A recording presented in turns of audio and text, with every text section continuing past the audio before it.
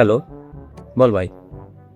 শোন না, বলছি কিছু টাকা সেভ হয়েছে, তো ওটা কোথায় ইনভেস্ট করা যায় বলতো, যাতে আরও বাড়ানো যায়।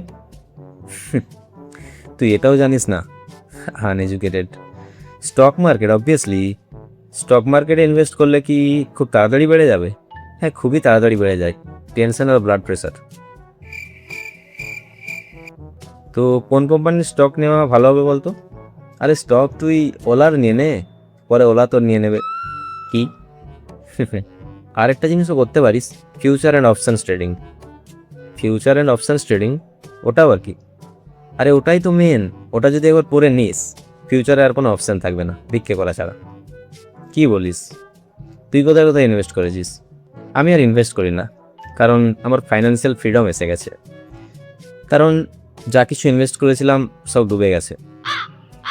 তো ওই ফাইন্যান্সিয়াল ব্যাপার থেকে আমি পার্মানেন্টলি ফ্রি হয়ে গেছি এখন। কি?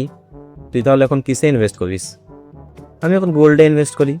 গোল্ড প্লেকে অনেক স্ট্রেস কমিয়ে দেয়। মানে, তো সব শেষ? তুই তাহলে এখন কি? এখন তো আমি কোটিপতি, কারণ আমার বউয়ের নাম কোটি। Wow.